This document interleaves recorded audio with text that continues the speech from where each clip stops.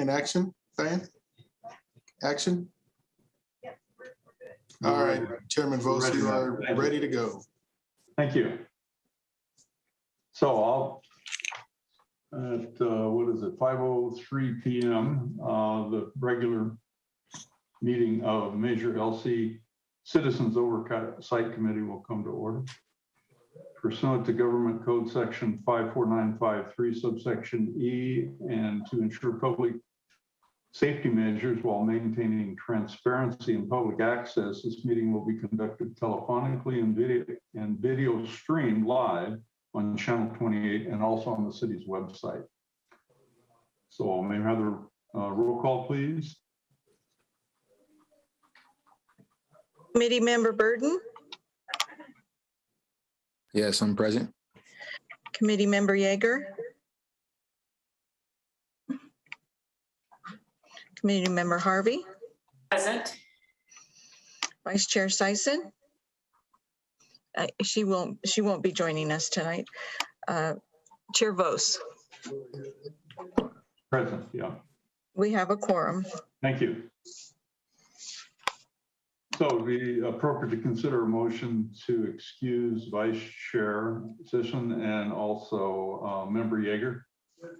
If someone would offer that motion, I'd appreciate it. Yes, I make a motion to excuse Vice Chair Sisson and Committee Member Yeager. Thank you. Have a second, please.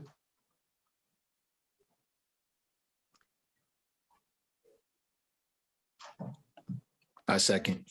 Thank you. All right, then, since this is a telephonic meeting, votes have to be via roll call. So please call the roll.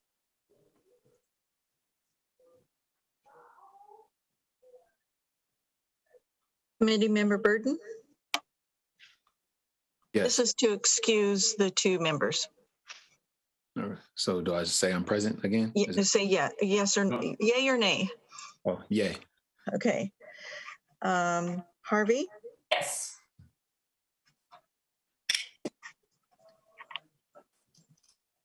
And Yes. Chair Vos, yes. Yep, thank you. Thank you. 3-0 with 2 absent. Okay, thank you. I'll offer a brief invocation. We seek God's blessing on the task before us this evening. Bless our efforts with clear insight, our deliberations with wisdom, our work with clarity and accuracy, and our discussions with impartiality. I ask this in His name. Amen. Amen. All right, the first item of business is our consent calendar, which is the approval of Measure LC Citizens Oversight Committee special meeting minutes of November 3rd, 2021. May I have a motion, please? So moved. Thank you. Mr. Bearden, you get to second all of them tonight, apparently. Okay. I second. Thank you. Just immediately into the fire, right? All right, then, it's been moved and seconded. We need to make the announcement if anyone has comments. Yeah. At this time, anyone wishing to comment on CC1, please press *9. I will announce the last 4 digits of your call-in number when it is your turn to speak. Please state your name and eliminate any background noise. Individual speakers are limited to 3 minutes each and will be remuted after the allotted time. Please press *9 at this time. No callers. All right, thank you. So is there any further discussion? If not, please call the roll. Yay. Okay. Committee Member Burden is yay. Harvey? Yes. Chair Vos? Yes. Passes unanimously. Right, thank you. Okay, we have 2 new business items. One is, the first item is approval of resolution number MLC-01-22, establishing the date, time, and place of the regular meetings and providing the manner in which special meetings of this committee may be called, designating an official meeting address, and establishing the order of business and rules of its proceedings. We originally established this by a resolution when the committee was formed. And since there's been a modification in the process, that's why the item's before us. So we would need a motion to adopt in a second, please. So moved. Oh, sorry. Go ahead, Ms. Harvey. Can you hear me? Can you hear me? I didn't hear Yes. you. Oh, okay, sorry. Okay, I move to approve resolution number MLC 0122, establishing the date, time, and place for regular meetings and providing the manner in which special meetings of the committee may be called, designating an official meeting address, and establishing the order of business and rules for its proceedings. Thank you. In a second, please. I second. Thank you. Thank you. Okay, so Ms. Dush, if you would announce if there's any potential speakers. Committee member, oh, we have to open it, don't we? At this time, anyone wishing to make a comment on the new business item, the approval of resolution number MLC 01-22, please press *9. I will announce the last 4 digits of your call-in number when it is your turn to speak. Please state your name and eliminate any background noise. Individual speakers are limited to 3 minutes each and will be remuted after the allotted time. Please press *9 now. There are no callers. All right, thank you. All right, then, it's been moved and seconded. Any discussion?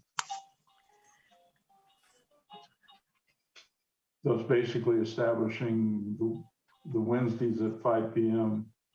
3 times a year, basically, and any special meetings within the 24-hour notice. All right, nothing further from anyone, then please call the roll. Committee member Burden, Yes. committee member Harvey, Yes. Chair Bose, Yes. passes unanimously. Thank you. All right. The next item is the presentation for fiscal year update, mid-year budget adjustments. Mr. Harris, Mr. Neba, and please proceed. Thank you. All right, good evening, everyone. Before you today, there's really a short presentation that we have to provide you an update as to the performance of Measure LC and how it's done since adoption. I'm pleased to give you good news. It's actually exceeded expectations, and I had a chance to meet with Jason and Trolise this afternoon as late as 3 o'clock, about 3:30-ish before this meeting, and got even better news after they left my office regarding the amounts that we expect from Measure LC. We received our deposit of our 4th quarter payment today and got the notice from the state as to how much we were receiving. And so I have that. I've added that information as of the last 45 minutes. It's hot off the press, new information. So that's good. And so with that, I'll go ahead and proceed. One though, but before I start, I don't think we gave our new committee member, Devin Burden, an opportunity to introduce himself. So I will yield a portion of my time to give him an opportunity to do such that, if he would like. Oh, yeah, absolutely. Thank you. Hello, everyone. My name is Devin Burden, and I am the newest committee member of the Measure LC. I'm thankful to be here to have the opportunity to serve my community. I'm from this community, went to New Vista, graduated at Antelope Valley High School, went to college, toured the world doing my music business career, and I returned here in 2016. Owned and operated a business here locally in the community for several years, and now I'm an educator, and I'm also a department specialist for General Atomics. So thank you all for allowing me to be a part of the committee, and I look forward to serving with you. Thank you. All right, well, thank you. Well, Trelise and I did have an opportunity to meet with Mr. Burton last week and provide him an update as to kind of what the committee has done since inception. So just to make sure that before tonight, he had seen what you have all seen as far as what our plan was for the budget year and what our expectations are as far as how much we expect to receive from Measure LC and the initial projects that were approved by this body prior to the council budget adoption last year. So with that, I'll get into the presentation. So going back to the beginning, so when the Measure LC was being considered, we had received a report from our sales tax consultant that was to provide us with an expectation based on our current sales in the city and how they were performing amidst COVID and so forth. We wanted to be very, very conservative as to what our expectations were. And in regards to Measure LC, as well as what the expectations were for our normal Bradley Burns sales tax production in the city.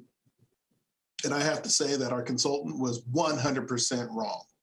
He was just incorrect across the board, conservatively. And so he anticipated that he, being this large corporation HDL that we work with, is not, I don't want to give the impression as one guy sitting in a room with a calculator.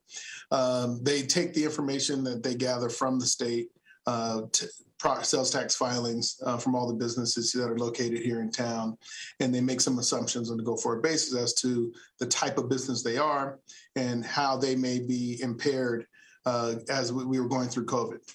And in most cases, they were way conservative compared to what the actual results yielded.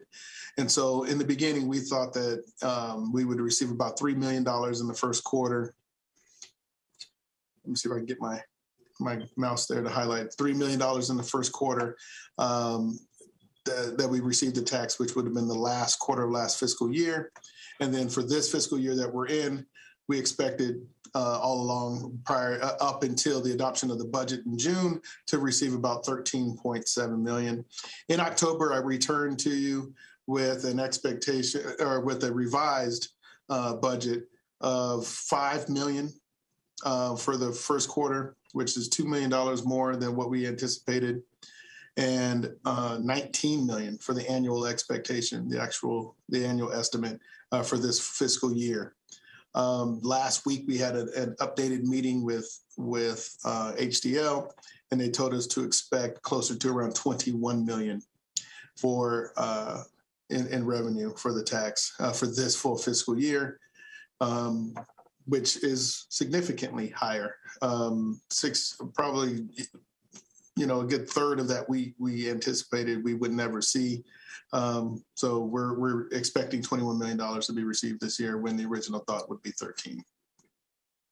This mid-year budget adjustment will be changing the assumption up $7.3 million for Measure LC.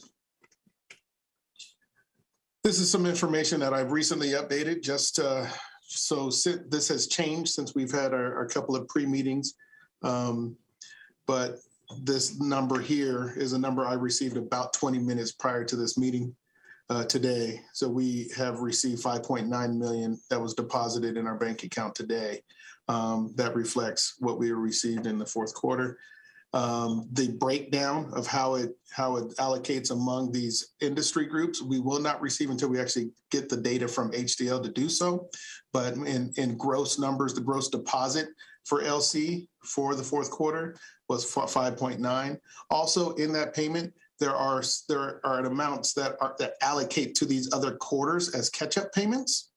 And that detail needs to be reviewed by HDL as well. We really just received a lump sum deposit of $5.9 million to representing the bulk of that representing receipts for the fourth quarter. But if you actually were to calculate that out, we're at 54% through December of our $21 million revised estimate for the year. I and Trolise asked a really important question. So is the number higher? Is it 6 million times 4? No. There's a little holiday that shows up in December that's not repeated in the other 11 months of the year, where people spend a lot of money and put things under a tree.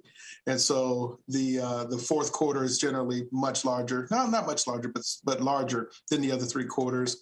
That's a seasonal spike, as they call it, for Christmas in the fourth quarter. So I don't expect, although it's very possible, but at this moment, nor do I or the consultant expect first quarter and second quarter to perform the same as the fourth quarter of last calendar year. If I could just ask a quick question while you're at that point.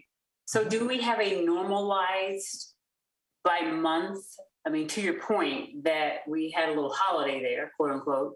But is there a normalized accounting of what each month, what we saw? Because it came in, rolled up as a quarter? Yeah, I mean, to get a true monthly history to where we can actually consider estimates into the future to be normalized, I'd like to see a full 12 months of performance. Okay. But right now, yeah, we're really dealing with the first 9 months. So what you see here is representative of the first 9 months. Right. And because the businesses pay their taxes quarterly, it's very difficult to find out exactly what they paid each month or what they received in sales each month. Right, got it. So I guess because what I'm trying to target in or focus in on, what's interesting about these numbers being tremendously higher than were forecasted is the fact that if I listen to experts, which I happen to do a lot with stock market, in large part, we're seeing that the stock market in this country is outpacing what Main Street is doing. But in the city of Lancaster, it looks like at first blush this first few months that we're keeping pace from a quote unquote Main Street perspective. I would agree with that. I would agree that it's a good news story for the city of Lancaster. It's a very good news story. Yeah. I think there's a couple of things that contribute to that. One, those segments of the economy that were hurt the most with COVID, meaning we really don't have a lot of exposure to. So, like, for example, if we were in Anaheim and we were Disneyland, where we weren't open for 2 years or a year and a half or whatever the case may be, yeah, we would be having a completely different experience. A lot of our hotel travel is all business to business hotel travel. It's not destination vacation hotel travel, which was what was hindered the most during the process. And so we happen to do very well. People spent, if you look at the largest category, just to focus in on this table, if you look at the largest category of our tax receipts, it's general consumer goods. So these are folks going to Costco. These are folks going to Target. These are folks buying toilet paper. These are folks buying all those things that they just didn't stop buying as a result of COVID. They ended up that sustained itself through the period. Also, I think that the experts assumed that early on in their estimates that buying power would be significantly reduced, meaning a lot of people would lose their jobs and have a lot less money to spend. And we found that through the stimulation payments and some of the special direct payments that folks were getting through not workers' comp, but from unemployment, that helped to sustain their buying power, which means they sustain the ability to spend money on those essential goods that they need. And we happen to be a community where the core of our sales tax is produced with those essential goods and essential services, which is great. So we are relatively immune to revenue losses that may occur in those categories where that may be considered extravagant or extra cash or vacation type location destination type spending. So that's good. We were sustaining ourselves through the category or through the COVID era very well. In addition to that, the council actually approved quite a bit of programs to help sustain us through. So we had our car purchase program, we had our Eat Local restaurant program, we had our Shop Local program through Christmas. So we actually we invested in ourselves to help us get there. So that's exactly. So we helped. We did more than most as far as making sure that these numbers stay relatively stable through the pandemic. So that's good news. Just a reminder as to the priorities that were approved by this body prior to last year's budget. This body finalized their discussions and the concurrence on these four priorities: life safety, public safety, quality of life, and then sound fiscal foundation and support. Really, that last item was staff recommended at the night that the priorities were discussed to be sure that we always take care of and pay ourselves first, which is, and that's funny because Jason just brought that analogy to my office about an hour ago, or the terminology, to pay ourselves first and make sure that we have our adequate reserves so that if we do need to sustain through a future downturn in the economy, that we make sure that we have a rainy day fund established now that times are good. But with that, the other priority is life safety that speaks to facility improvements, streets, making sure that our facilities are up to par and safe. Public safety, that's more of a service line item when it comes to our police and our code enforcement and so forth. Quality of life being third, and third only to those other two.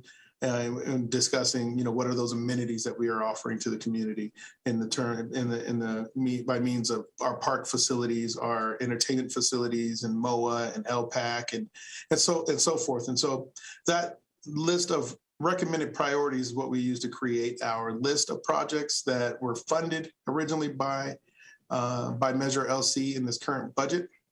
What you'll see is that as we are adding new money, we're not necessarily jumping to create any new projects, as we like to see these existing projects come to fruition, as we're really just reviewing our mid-year progress report of these projects coming to fruition. However, there were mid-year adjustments recommended for two of the categories. One, the first being an LED lighting project that was originally budgeted for the LPAC facility. As those bids came in, that project cost slightly higher than what was budgeted originally. And so there's an additional request there to the tune of $300,000 for that facility. And then under the hybrid policing model, there's a recommendation from the department to add a security package for one of the parks, as it's fitting with the hybrid policing model because it'll help assist them in their mission, and also adding park ranger staffing to our special events. So as we've gone through a few major special events in the community, they've realized that they need a little bit more staffing there, a little bit more than what was originally proposed when the budget was written back in June. The balance of the increase is being recommended by staff to be held and combined with other funds for future consideration during the next fiscal year budget process. And so although there was $7 million more in LC, there was also quite a bit more in other revenue categories. And so we're taking a pause in jumping to creating any new projects or new initiatives at this point at mid-year, considering the likelihood of it actually getting done by the end of the fiscal year in June is very low. So let's make sure that we stay focused on larger, bigger picture items that could be addressed and implemented or included in the budget plan next fiscal year that begins July 1. And so right now you really just see the balance of the rest of the money that's going to be produced by year end, just following the reserves and being allocated at the time we write budget. So that really concludes, unless there are any questions. Trolise and Jason are both available to answer any questions related to the specific projects that are on the list. As to the status of those projects, they're available to answer those questions. But other than that would conclude my financial element of the presentation, really to just give you the good news that we're receiving more money, significantly more money than what we originally anticipated. So I actually turn it over to the chair to query whether or not there are additional questions regarding any particular projects, and Trelise and Jason are available. and myself, of course. Thank you. So when we have our next meeting, prior to the city council adopting the budget, right? Which is the end of March. Could you prepare a spreadsheet, actual expenditures versus budget? So, and I don't know how you present the city council, but it would be of interest, I think, to the committee to determine, the actual performance in each of those categories. I know we had talked the last time about the traffic enforcement enhancement, which was the joint venture with the Sheriff's Department and California Highway Patrol, I believe. That was one program. I just want to make sure everybody kind of understands the scope of each one of these line items. The Parks and Recreation, I mean, it's huge and it's multifaceted, obviously, and so is the hybrid policing. The rest of it, somewhat straightforward. At any rate, I just think it would be helpful for folks to understand how it's, obviously it's being spent at the direction of the city council, right? Correct. And so what we'll do as part of the budget, we'll give a year-to-date update as to what's been spent to help set the priorities for the next fiscal year. So, if we need to fill any of the buckets or reallocate from categories here that didn't utilize all the funding, we'll have an opportunity to do that as part of the budget process. And then ultimately in October, we'll be able to give a full 1 year review of the performance of the projects and the tax receipts as well. As we're able then to close this fiscal year, have the actual specific amounts down to the penny of what was spent compared to what was estimated, and be able to report that to you. And the definitions of the principal points of funding allocation, the public safety element, the quality of life element, those definitions are very, very broad and can be interpreted in many ways. So there may well be programs that committee members or others in the community may wish to give input on. Frankly, I'd like to encourage the members to consider that prior to our next meeting. If there are other programmatic issues in the community that you see that you think need attention, I think we would be well served to hear what those may well be. And so staff then can analyze that and potentially give consideration to that. Jim, one note too is that, when we think about this budget, we had anticipated a $13 million budget. We're looking at more like a $21 million budget. We're not only programming what is not going to be programmed next year that's already been accomplished this year, but we're then also reprogramming that money, but then reprogramming the additional money. So I think there's opportunity that, there is a significant opportunity for input, if you can put it that way. Some of these projects might be falling off the list because they're either completed or they're maybe funded by a different source, or we have now that new 7.5 to be allocated, and that's to be allocated over a long period of time. If the economy continues the way it is, with the way we've tracked historically with the city budgets, are those, they fluctuate obviously with economic downturns. But, from where we heard from the consultants, this is kind of a steady program that we're in right now. So we're not only programming what's going to fall off this list, but also programming those additional revenues. It's interesting, given the forecast of folks that supposedly understand what the impacts of inflation are, that just enhances the revenue stream to public agencies. Right. Yeah. If you notice back on the previous slide, the shocking number is the amount we get from fuel and service stations, that is significant. So when we look at the inflation issues, some of these items that may think of as a negative, you hit a nail on the head, is if you're selling 5.5-cent gallon of gas versus $3.50 gallon of gas, that people are likely to still buy the same amount of gas, and that is a direct impact to the amount of sales tax we receive. So you're right, it's kind of a converse relationship from a sales tax perspective. And I don't know what the analysis is as it relates to auto sales, new and used vehicles relative to, the shortage of parts and the ability to build the vehicles, to be able to even sell them, what impact that has on the potential revenue stream. The other thing that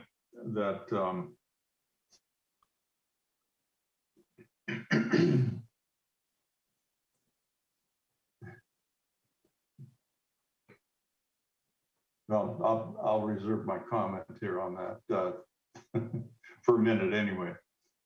So, Commissioner Harvey or Committee Member Harvey, do you have any comments you'd like to add while we're here? And also, Committee Member Barton? I do, Chairman Vos.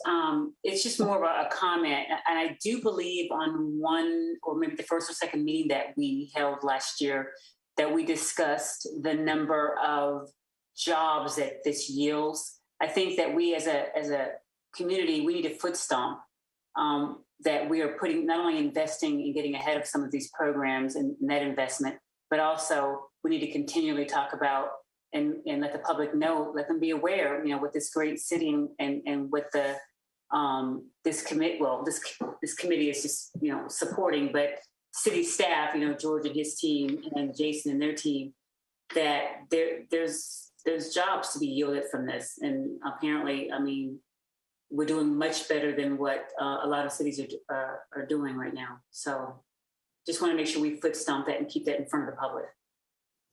Yeah, that's a very good point too, is that, we have the responsibility. This is obviously public assets, but those public assets, they didn't approve the tax so we could sit on it. They approved the tax so we could put it in action. And whether it be economic development programs, street programs, whatever it may be, parks programs, the intent is to get these funds out there for the benefit of the public. And, we have a responsibility to do that. It's oddly becoming difficult with the amount of revenue that we have, but it's a challenge that we haven't had to face it. And I've been here 13 years, haven't had to face in 13 years. So it's a new dynamic for us, is how do we take these funds and use them in the most productive way for the community. And that, some of those are economic development, some of those are jobs, some of those are programs and projects that we've, been delaying for a long period of time, whether it be maintenance of facilities, and then the services we provide. We have the responsibility to step up those levels of service. And you're absolutely right. And we appreciate that insight. It's if I can just add one item, we are, and I don't want to scare anyone by at the bottom of this chart saying we're putting $6.5 million and making it idle funds and sticking it into reserves. It's just the point that Jason just made. In addition to receiving additional Measure LC money, we've also been allocated around $36 million from the federal ARPA program.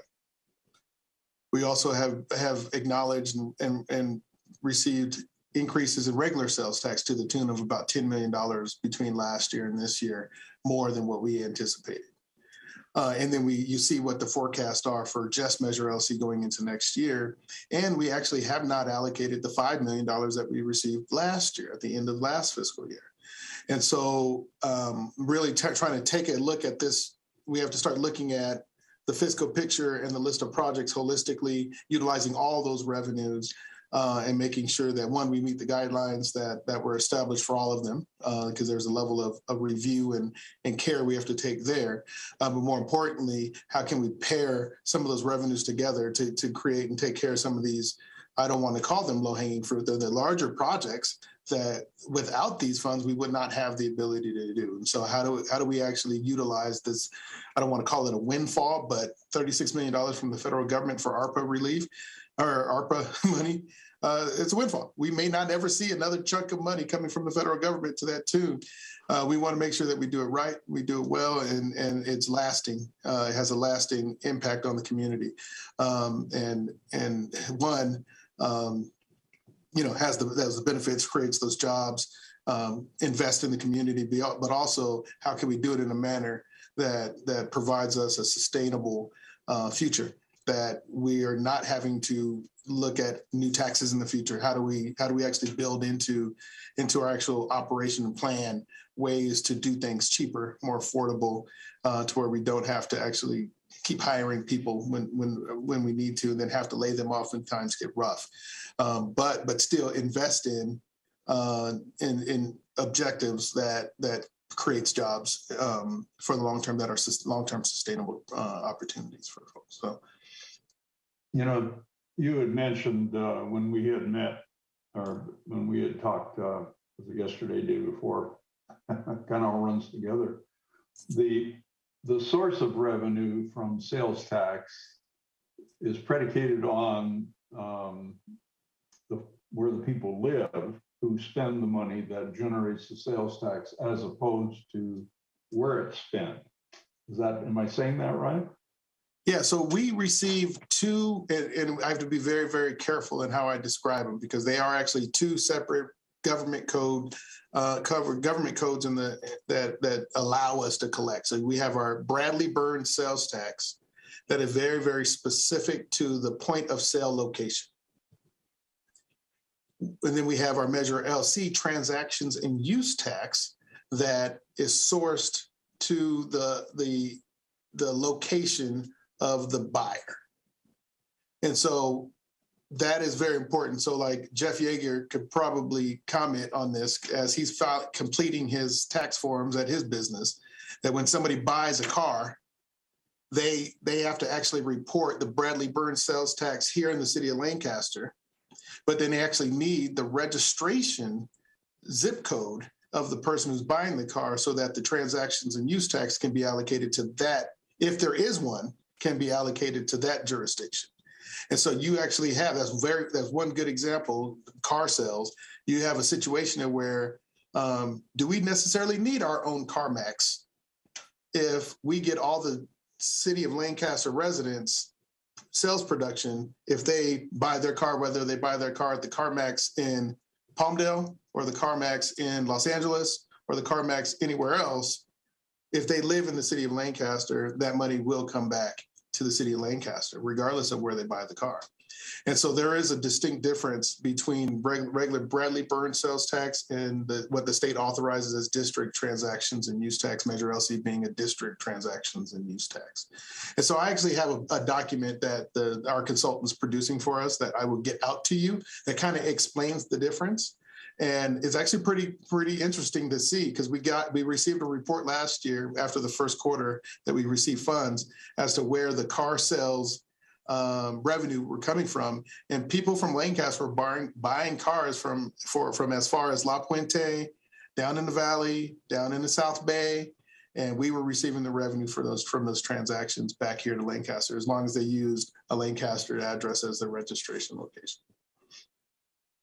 Very interesting. Very interesting. Thank you for clarifying that. Mm-hmm. I did have a couple questions in regards to just some of the programming that we've discussed today.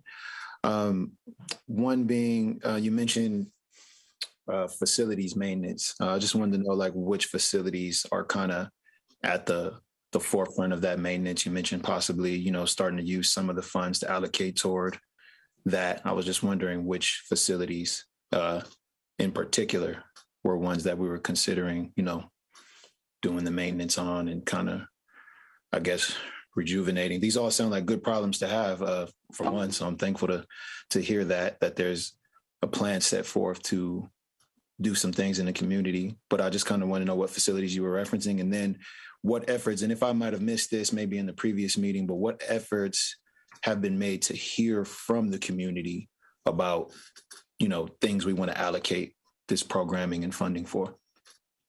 And well, let me jump in. I think Charlize can add value to that too. But for example, parks, and that's most of our facilities when we talk about our aging facilities. So at MOA, we've got a new HVAC system coming in that is, kind of upgrading the HVAC system, not only for energy efficiency, but for the collection. Sky Tower Park is going through a complete remodel.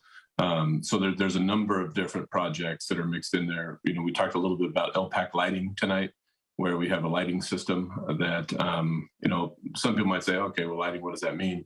But there's a significant lighting system in LPAC that a lot of the performers and performances expect a higher quality of lighting system and opportunity. So those are, some examples of that. And I think we have more work to do. I think we've got, pool pumps and, even to that level of maintenance that we can do now that we've kind of been patching together, right, as it relates to priorities from other things. As it relates to the community input, I think you guys are part of that community, and the people you talk to and communicate with. I think you have an important role in this process of saying, hey, what are we missing? Right? I mean, city staff has, if you surveyed staff, our maintenance guys, they may have an opinion on what needs to be maintained, but the community might have a different opinion, and we need to know that. We have an idea of what we program we want to see, but the community may have something different. For example, we have on the mid-year budget pickleball courts to be added to tennis courts. Instead of tennis courts, adding pickleball courts. Not instead of tennis courts, let's clarify, but adding pickleball courts, because there's a community out there that loves playing pickleball. We have the resources now to go build pickleball courts. It's things like that we get from the community, and you have that feedback. And also the city council obviously weighs into this conversation as well in their communications with the public and what they see from a needs perspective. So, there's a lot of way to input into the system, but you guys are a key part of that. So in your circles, you might say, hey, what is Lancaster missing, right? What do we need to do differently? What can we add to the systems? Is it more concerts? Is it more festivals? Is it, paved streets? Is it, cops? Is it, hybrid law enforcement? There's so much you can do there. And I think we have the ability to implement now that we never could. Absolutely. That sounds great. Those are some efforts that I've kind of already started. Speaking with the community, I went to coffee with the deputy, spoke with the communication director from the sheriff's department to kind of see just how we can get on the same page here in our community in regards to law enforcement and some of the disconnects that we may be having. And so her and I have been emailing back and forth trying to figure out like a way we can just do that, try to bridge the gap between what's going on with the community and law enforcement. That's why I had a question about the hybrid policing model and, what that entails, what exactly does that mean? Because it sounds like it's something really nice. There's a lot of money, looks like it's being allocated to it. I just wanted to know what all comes with that and what sort of efforts are we talking about here when it comes to law enforcement? I'll jump in on that, give a kind of a brief where we're at with hybrid law enforcement. So this has been a big priority of the council to move forward with this policing model. And it's a little different than traditional law enforcement in the sense that California has decriminalized a lot of what were crimes 2 years ago are no longer crimes. At the same token, those victims think they're still crimes and they don't want to see them happen. They still want to see, punishment or impact associated with that. So we're kind of in a different policing state now. So the hybrid model kind of bridges that gap. It's the balance between, what we can do as internal staff without sworn personnel. That may be as simple as responding to a non-emergent burglary call to take the report, right? Where a sheriff's department might be more valuable out on the streets. We have the opportunity to take those crime reports as a city staff. We also have the ability to do, additional traffic enforcement, as it says there, with 250,000 is saying, let's invest deeper in partnerships with the CHP and the Sheriff's Department to spend more time doing traffic enforcement. But I think what's key in this investment is we've hired on 3 staff already as it relates to this third component of that. So if you look at how the Public Safety Department breaks up, we've got contract services with the Sheriff's Department and some of those resources. We've got our internal services with code enforcement, parking, and some of our park ranger patrols. But then we have this other one that we're working on right now, which it looks like it's going to be diversion, prevention, and equity, right? It is how do we divert people from committing crime or divert criminals from recriminalizing? How do we prevent people from doing crime without, these are non-traditional prevention methods. And then 3, how do we make sure that we're doing equitably? So looking at that other component of law enforcement that traditionally hasn't been looked at. So it's a deeper way to look at it in the current situation we have from a law enforcement perspective. And then we just recently, our existing director retired. So we have an interested candidate in background check right now. So when that new director is put on board, we'll see significant changes in the way that's operated. So I'm probably more excited about that than anything that we've got going on. And we have one shot to do it right. So it's going to be a heavy investment in that program. Okay, absolutely. Thank you. Appreciate that information. That's good news to hear. Thank you. All right, then. Thank you. And anyone else care to comment? No? All right. Well, let's see. According to the agenda, it would be appropriate then to ask if there are any public comments relative to the presentation we've just heard.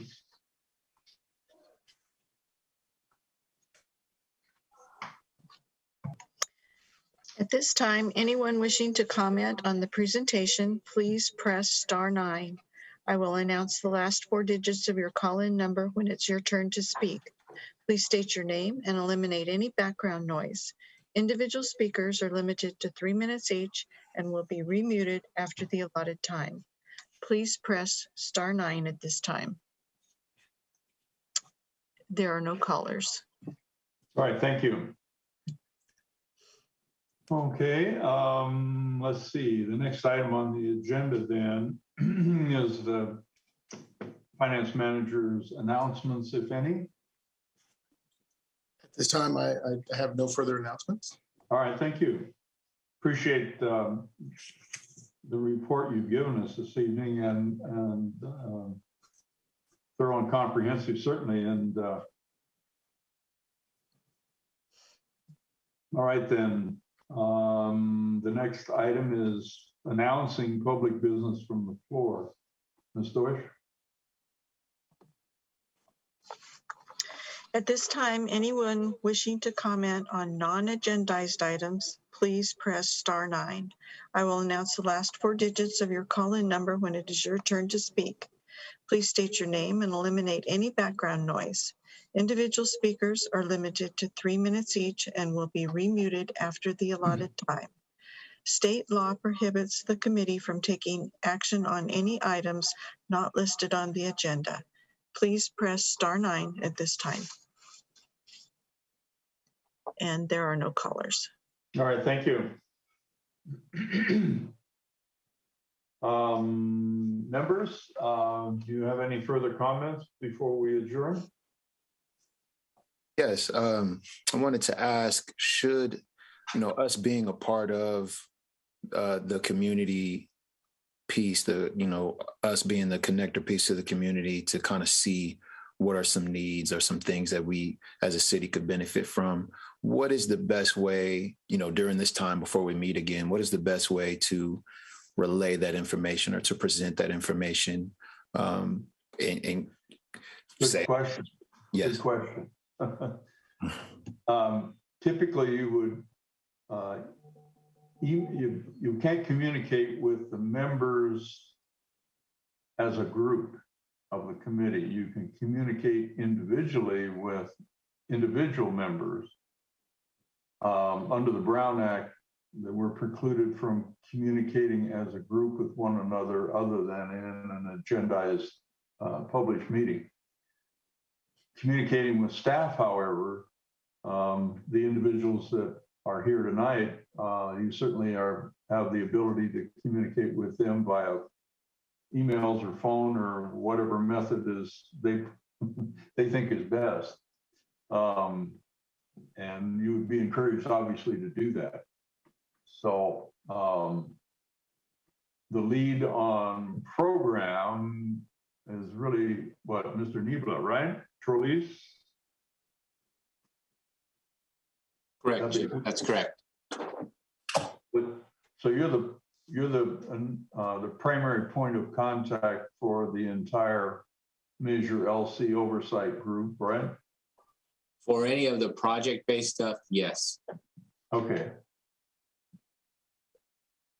So emailing you or calling you then would be the point of contact, right? That'd be perfect. Okay, great. Excellent. Thank you. Okay, anything further? I just want to welcome Mr. Burden to the committee. It sounds like he's got a lot of interest in helping make this great city even better. So I'm glad that you're joining us and look forward to working alongside you. Thank you, Ms. Harvey. I appreciate it. Thank you for the warm reception for you all. Like I said, I grew up here. I'm looking forward to serving here in this community. Something always kept drawing me back, and I'm happy to be here. My kids are being raised here, and so I'm very thankful to be a part of what we have going on. And what a great time that we have some resources that we can allocate to what's going on here in our community. I think this is like Jason mentioned, we might have one shot to do it, but we're in a great position to do it because we have the resources and great people to put it together. So I'm always been I'm an encourager and a networker by heart. That's kind of what I do. That's where I've made my bones in the community. Just networking with different business entities and organizations. So this is enjoyable for me to be able to speak to the community and be a conduit to bring something that could make some change here. So I'm thankful. Very good. Well, again, welcome, and hopefully we'll be meeting in person in future now that the COVID restrictions are being lifted or have been lifted, I guess, at City Hall. Is that correct? That's correct. The last council meeting was in person, and I think that they're suggesting that that they continue to be that, and suggesting that all the other committees and commissions do the same. So, we'll advise accordingly as we start to prepare for our next meeting. Okay. Yeah, prepare that our next meeting will be in person. Great. All right. Very good. Well, thank you. So then, if there's nothing further from anyone. Mr. Vos, I would just like to mention that Committee Member Yeager did join the meeting. I don't know if you can see him on your screen because we can't see everyone, but I will be making mention of that in our minutes. Oh, okay. I didn't. Jeff, hi. Hello. I apologize for being late. I got tied up in another event, but I did catch a good portion of the meeting, and I'm happy to see that we're in such a positive fiscal position right now, and it's great to be a part of it on the other side, and then get to see how we put those funds to good positive use for the community. And I think having this opportunity is a good time for all of us.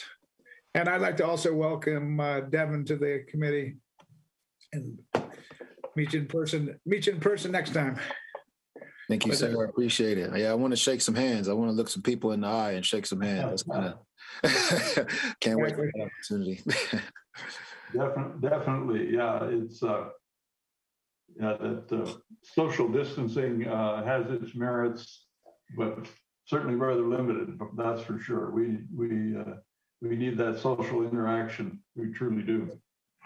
All right, then. Well, thank you and all for your efforts this evening. I'm very productive.